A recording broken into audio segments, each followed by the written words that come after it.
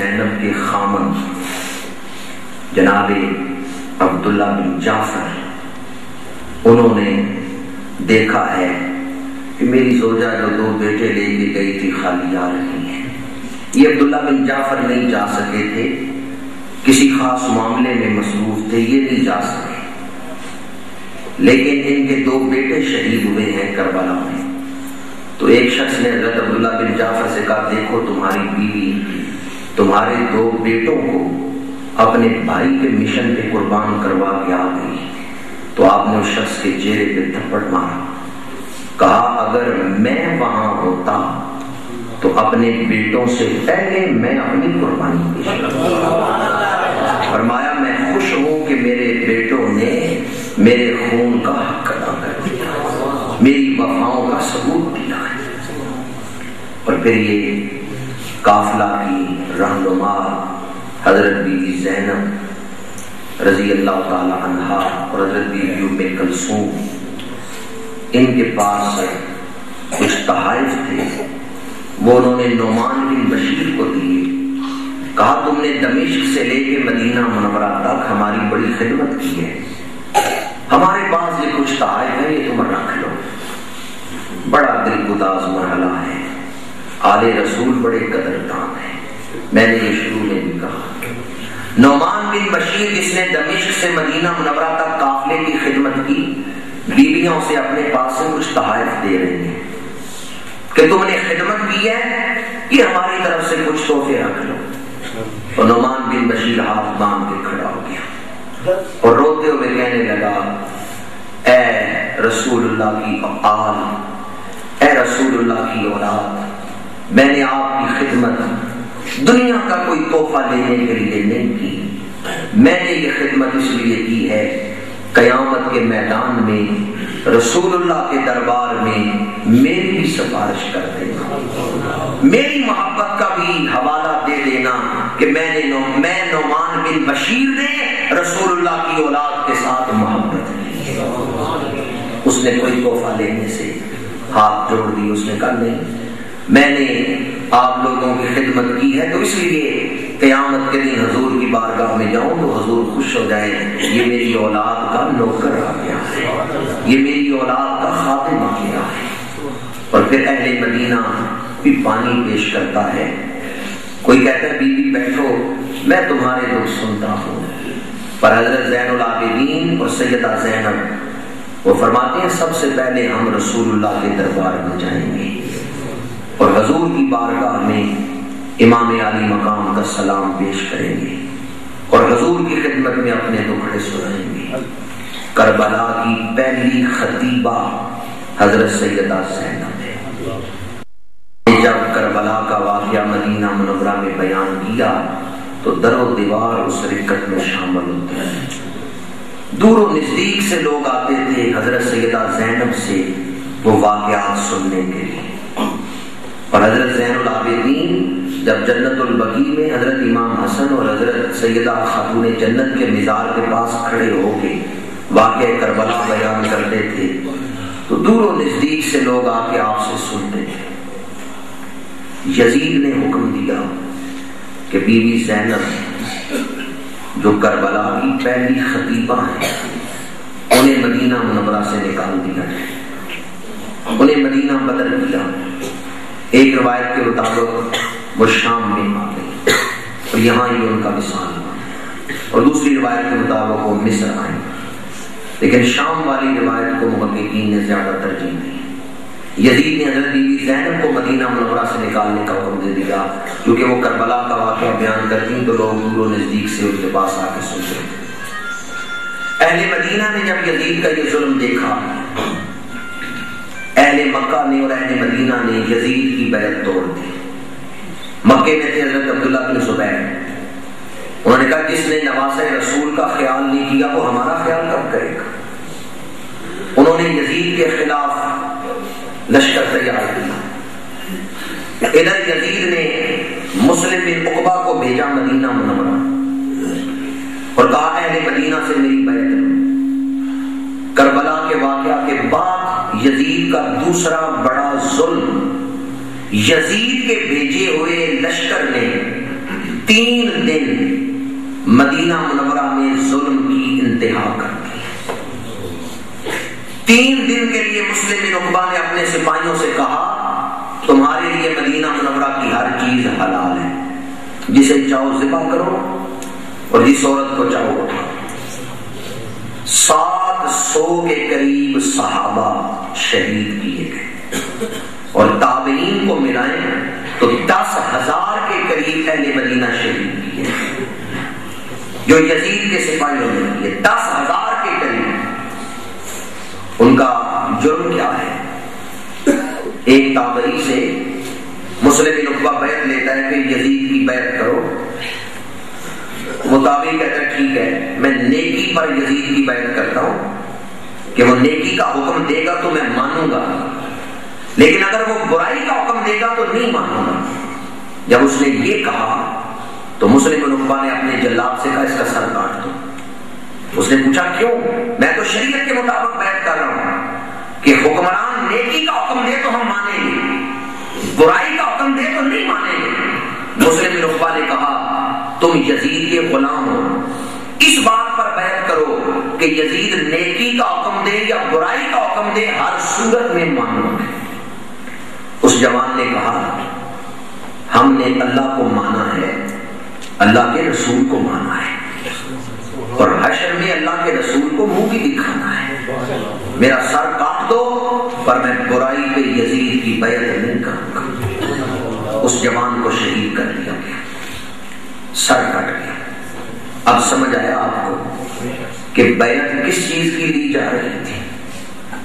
یہ بیعت نہیں کہ وہ نیکی کا حکم دے تو ٹھیک ہے، برائی کا دے تو روک لینا. نہیں، بیعت کس بات کی تھی کہ یزید چاہے برائی کا حکم دے چاہے نیکی کا، تم نے غلام بن کے حکم ماننا ہے. تم نے اس کے سامنے احتجاج نہیں کرنا، تم اس کے غلام ہو. اور اسلام میں یہ بیعت نہیں ہے. خلیفہ عادل ہوتا ہے، اس کا حکم شریعت کے مطابق ہو تو مانا جاتا ہے، اور حکم شریعت کے خلاف ہو تو پھر نہیں مانا جاتا. شریعت کو ترجیح دی جاتی ہے. مسلم بن عقبہ نے کہا بیعت کرو کہ یزید برائی کا حکم دے تو تم برائی کرو گے. اس جوان نے کہا نہیں، میرا سر کاٹ دو، میں بیعت نہیں کروں گا. سر کٹ گیا. گجرات کے غیور مسلمانوں ذرا دل تھام کے سننا، اس جوان کی بوڑھی ماں زندہ تھی. اس نے کہا مسلم بن عقبہ میرے ہوتے ہوئے تو مرا تو تیرے جسم کو میں آگ لگاؤں گی. اور پھر مسلم بن عقبہ، جب آدمی ظلم کرتا ہے تو سمجھتا ہے میں ہمیشہ اسی طرح با اختیار رہوں گا. جب آدمی نشے میں ہوتا ہے تو اس کو ہوش نہیں ہوتا. تکبر کا نشہ ہو، اختیارات کا نشہ ہو، دولت کا نشہ ہو، دنیا داری کا نشہ ہو، جب آدمی نشے میں ہوتا ہے تو اس کو ہوش نہیں رہتا. مسلم بن عقبہ بھی اختیارات کے نشے میں تھا. اہل مدینہ کو اس نے دبایا، 10,000 کو شہید کر دیا، جبرن لوگوں سے بیعت لی. اس دوران ایک بزرگ ہیں حضرت سعید بن مسیب رضی اللہ تعالیٰ، وہ فرماتے ہیں میں پاگل بن گیا. یزیدی سپاہی آ کے مجھ سے باتیں کرنے لگے تو میں پاگلوں کی طرح بولنے لگا. بیعت تو میں نے کرنی نہیں تھی. میں نے کہا اگر میں نے بیعت نہ کی قتل کریں گے، چلو جان بچانے کے لیے پاگل بن جاتا. کہتے میں پاگلوں کی طرح باتیں کرنے لگا. انہوں نے مجھے چھوڑ دیا. وہ 3 دن میں نے مسجد نبوی میں گزارے. پر ذرا دل تھام کے سنیں، سعید بن مسیب فرماتے ہیں کہ ان 3 دنوں میں میں نمازیں جماعت کے ساتھ پڑھتا رہا. کون جماعت کراتا رہا ہے؟ اذان کون دیتا تھا؟ اقامت کون کہتا تھا؟ کس کے ساتھ تم نماز پڑھتے تھے؟ وہ کہتے ہیں اللہ کی قسم ہے روضہ رسول سے اذان کی آواز بھی آتی تھی، اقامت کی آواز بھی آتی تھی. انہوں نے بتا دیا حضور آج بھی تو زندہ ہے واللہ، تو زندہ ہے واللہ، میرے چشم عالم سے جانے والے. مسلم بن عقبہ مدینہ منورہ کو فتح کر کے اب چلا مکے کی طرف. یزید نے صرف کربلا میں ظلم نہیں کیا، مدینہ منورہ میں بھی ظلم کیا. مسلم بن عقبہ مدینہ منورہ فتح کر کے چلا مکے کی طرف کہ وہاں عبداللہ بن زبیر سے لڑوں گا، پر مدینہ منورہ سے نکلتے ہوئے ہی یہ مر گیا. اور اس کو راستے میں دفنایا گیا۔ وہ جوان جسے اس لیے شہید کیا گیا تھا کہ اس نے کہا تھا میں برائی پر بیعت نہیں کروں گا، اس کی ماں آئی، مسلم بن عقبہ کی قبر کو کھولا، کیونکہ اس نے نظر مانی تھی کہ میں اس کی لاش کو جلاؤں گا۔ اس نے قبر کھولی، وہ بڑھیا خاتون آئی اپنے اس نظر کو پورا کرنے کے لیے۔ جب مسلم بن عقبہ کی قبر سے مٹی ہٹائی، اندر لحد کو دیکھا تو چیخ مار کے پیچھے ہٹ گئے۔ کیا دیکھا کہ ایک سانپ اس کے جسم کے گرد لپٹا ہوا ہے، اور اس سانپ نے مسلم بن عقبہ کے ناک کے نتنوں کو پکڑ رکھا۔ اس بی بی نے کہا اللہ اس سے بدلہ لے رہا ہے، ان بطش ربک لشدید، تمہارے رب کی پکڑ۔ مسلم بن عقبہ نے بڑا ظلم کیا مدینہ منورہ میں، پر کتنے دن اس نے حکومت کری؟ ظالم یہ سمجھتا ہے میں ہمیشہ اس طرح رہوں گا، پر بڑی جلدی وہ اللہ کی گرفت میں آ جاتا ہے۔ مسلم بن عقبہ چلا مکے کی طرف، لیکن راستے میں شہید ہو گیا، راستے میں مارا گیا، راستے میں اللہ کے عذاب کی گرفت میں آ گیا۔ اور پھر یزید نے اس لشکر کا دوسرا سپہ سالار مقرر کر دیا کہ اہل مکہ کو جا کے قابو کرو۔ جب وہ یزیدی لشکر مکے پہنچا اور حضرت عبداللہ بن زبیر سے ان کی لڑائی ہو رہی تھی، اس وقت ملک شام سے خبر آئی کہ یزید مر گیا ہے۔ مکے میں لڑائی ہو رہی تھی اور یزیدی فوج مکہ شریف کی طرف آگ کے گولے برسا رہی تھی۔ اس وقت ملک شام میں یزید مر گیا۔ بعض نے کہا استسقاء کی بیماری سے مرا، بعض نے مختلف کیفیتیں اس کی بیان کی، پر میں اتنا ہی کہتا ہوں بڑے اس نے ظلم کیے، کتنا عرصہ حکومت کر لے، یہ 3.5 سال، تھوڑی سی حکومت کے لیے اس نے ہمیشہ کی لعنت کو خرید لیا۔ تھوڑی دیر کی حکومت کے لیے یہ 3.5 سال 4 سال کیا حکومت ہے؟ تھوڑا سا عرصہ اس نے حکومت کی ہے، لیکن قیامت تک کے لیے اس کا نام ظالموں میں لکھ دیا گیا، اور اس پر قیامت تک لوگ اس کا نام لیتے ہیں تو دل میں ایک نفرت پیدا ہوتی ہے۔ نہ زیاد کا وہ ستم رہا، نہ یزید کا وہ ستم رہا، نہ زیاد کی وہ جفا رہی، جو رہا تو نام حسین کا جسے زندہ رکھتی ہے کربلا۔ مٹ گئے جو اللہ کے دین کو اور رسول اللہ کی آل کو مٹانے کے لیے اٹھے تھے، اللہ تعالیٰ کی گرفت میں آ گئے۔ یہ ہمارے لیے لمحہ فکریہ ہے کہ انسان جو کچھ بھی کر لے آخر موت ہے۔ تجھ سے پہلے بھی یہاں کوئی تخت نشین تھا، اس کو بھی خدا ہونے کا اتنا ہی یقین تھا۔ تجھ سے پہلے بھی یہاں کوئی تخت نشین تھا، اس کو بھی خدا ہونے کا اتنا ہی یقین تھا۔ آج جن گلیوں میں ہم پھر رہے ہیں، کتنی قومیں گجرات کی ان گلیوں میں پھر کے گئے۔ کبھی آپ نے سوچا کتنے لوگ ان گلیوں میں پھر کے گئے؟ کہاں ہیں وہ آج؟ آج ان کے نام بھی ہمیں یاد ہیں، اور ہم بھی تھوڑے عرصے کے لیے ہمیشہ ان گلیوں میں نہیں رہیں گے۔ دل کے دریا کو کسی روز اتر جانا ہے، اتنا بے سمت نہ چل، لوٹ کے گھر جانا ہے۔ کربلا کا پیغام یہ ہے کہ دنیا کی کامیابی عارضی ہے، اصل کامیابی آخرت کی کامیابی ہے۔ اگر امام علی مقام دنیا کو اہمیت دیتے تو اعلائے کلمت الحق کے لیے خروج نہ کرتے، اپنی جان کا نذرانہ نہ پیش کرتے۔ امام علی مقام نے بتا دیا اصل کامیابی آخرت کی کامیابی ہے اور دنیا کی کامیابی عارضی ہے۔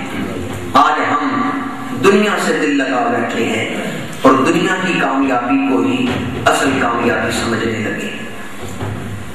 یزید مارا گیا، صرف 3.5 سال حکومت کر سکا اور پھر اللہ کی گرفت میں آ گیا۔ یزید کے بیٹے معاویہ اصغر کو تخت پیش کیا گیا، اس نے کہا میں ایسے تخت پہ نہیں بیٹھوں گا جسے مظلوموں کی خون سے سینچا گیا ہے۔ یزید کا بیٹا نہیں بیٹھا تھا، گوشہ نشینی میں چلا گیا اور 40ویں دن اس کی بھی لاش کمرے سے نکالی گئی۔ وہ گوشہ نشین ہو گیا تھا اور 40ویں دن سے پہلے وہ بھی اس گوشہ نشینی میں ہی فوت ہو گیا۔ یزید کی حکومت ختم ہو گئی۔ ادھر عبید اللہ ابن زیاد جو دوسرے نمبر پہ قاتل ہے کربلا والوں کا، اسے مختار نے قتل کیا۔ مختار سختی اٹھا کربلا والوں کا انتقام لینے کے لیے۔ اس نے شمر کو گرفتار کیا اور شمر کے سامنے اس کے جوان بیٹے کو قتل کرنے کا حکم دیا۔ شمر نے کہا میرے جوان بیٹے کو میرے سامنے قتل نہ کر۔ عبید اللہ ابن زیاد نے کہا اب پتہ چلے جوان بیٹا سامنے قتل ہو تو باپ کا حال کیا ہوتا ہے۔ پھر باپ اور بیٹا دونوں کو قتل کر دیا گیا۔ عبید اللہ ابن زیاد کو قتل کیا۔ جتنے بھی قاتلین کربلا تھے ان سب کو مختار کی تحریک نے کیف کردار تک پہنچایا۔ لیکن اس محفل میں ہم اللہ کی پناہ مانگتے ہیں، اللہ ہمیں نفس کے شر سے بچائے۔ کبھی نفس ایسے شر میں مبتلا ہو جاتا ہے کہ نیکیاں برباد ہو جاتی ہیں۔ مختار نے بڑا اچھا کام کیا لیکن وہ نفس کے شر میں مبتلا ہوا اور اعلان کر بیٹھا کہ میں اللہ کا نبی ہوں، اور اس کی ساری نیکیاں برباد ہو گئی۔ اعوذ باللہ من شر نفس، نعوذ باللہ من شرور انفسنا۔ ہم اپنے نفسوں کے شر سے اللہ کی پناہ مانگتے ہیں۔ نفس کبھی ایسی برائی کر بیٹھتا ہے کہ ساری نیکیاں بھی ضائع اور برباد ہو جاتی ہیں۔ کربلا والوں کے جرأت و ہمت کے بعد، شہادتوں کے بعد جو واقعات پیش آئے میں نے مختلف حوالوں سے آپ کے سامنے اسے بیان کیا ہے۔ مجھے کسی دوست نے 2-3 سوال بھیجے ہیں۔ ایک سوال اس میں داڑھی کی شرعی حیثیت کے حوالے سے ہے۔ ہمارے نزدیک داڑھی شریف رکھنا یہ واجب کے قریب ہے، اور ایک قبضہ داڑھی رکھنا یہ سنت ہے۔ ایک قبضہ داڑھی رکھنا یعنی آدمی کی 4 انگلیوں کے اندر داڑھی شریف کے بال آئیں، اس انداز میں داڑھی شریف رکھنا جو ہے وہ سنت ہے۔ اور جس شخص نے نماز پڑھانی ہے امام کے لیے یہی بات لازمی ہے اور ضروری ہے۔ جس شخص نے داڑھی شریف رکھنی ہے اس کے لیے اس کی یہی شرعی مقدار ہے۔ ایک دوسرا سوال تھا، وہ کس حوالے سے ایک بار درود شریف پیش کریں۔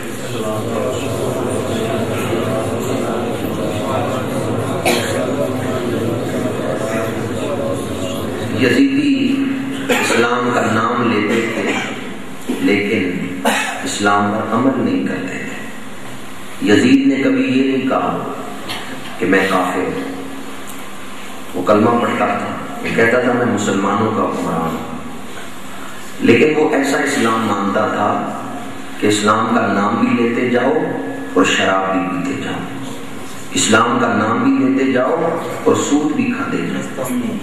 عبید اللہ ابن زیاد نمازیں بھی پڑھاتا تھا۔ حضرت ہانی شہید ہوئے تو نماز جنازہ کی امامت اس نے کرائی ہے، عبید اللہ ابن زیاد نے۔ لیکن یہ کس اسلام کا نام لیتا ہے کہ اسلام کا نام بھی لیتے جاؤ اور اسلام کا حکم بھی نہ مانو۔ یزیدی بھی اسلام کا نام لیتے ہیں، انہوں نے اپنے مقتولوں کو دفنایا ہے، نماز جنازہ پڑھ کے اپنے مقتولوں کو دفنایا ہے۔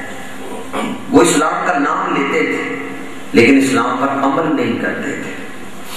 اور ادھر امام حسین، ان کا اسلام یہ ہے کہ اسلام کی خاطر اپنا گھر بار قربان کر دو۔ یزیدی نام لیتے ہیں کہ اسلام پر اسلام کو اپنے نفس پر قربان کر دو، اسلام کا حکم توڑ دو، اپنے نفس کو راضی کرو۔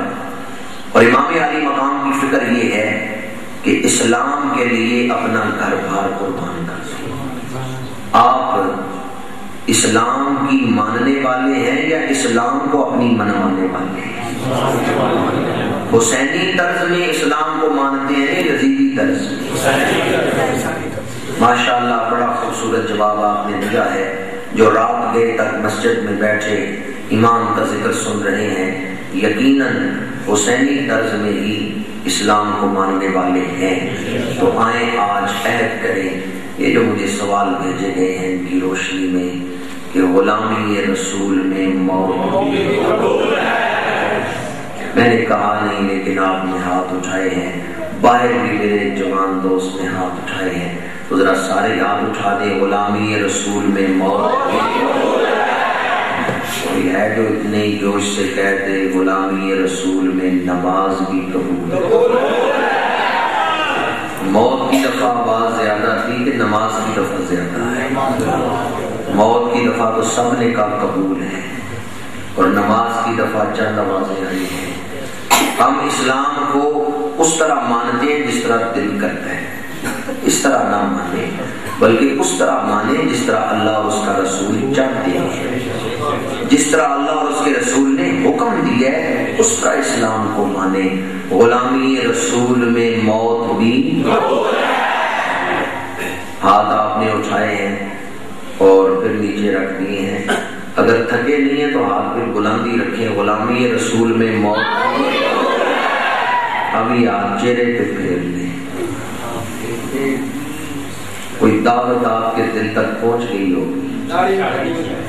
ماشاءاللہ ہمارے ایک بھائی نے، جنہوں نے خود بڑی خوبصورت داڑھی شریف رکھی ہوئی ہے، انہوں نے میری ترجمانی کر دی ہے کہ ہاتھ اٹھا کے کہا ہے موت بھی قبول ہے، تو چہرے پہ ہاتھ پھیر کے کیا کہا ہے؟ داڑھی شریف قبول ہے جی۔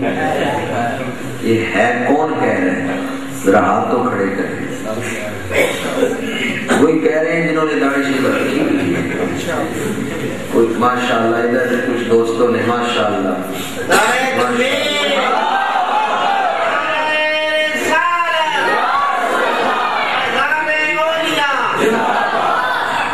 ماشاءاللہ ادھر چند دوستوں نے داڑھی شریف رکھنے کے لیے ہاتھ اٹھائے ہیں۔ میں سمجھتا ہوں اگر یہ دوست داڑھی شریف رکھ لیں تو اس جلسے کا مقصد پورا ہو جاتا ہے۔ اگر چند دوست بھی عمل کرنے کی نیت کر لیں، خالی نعرے لگانے سے بات نہیں بنتی، عمل کرنے سے بات بنتی۔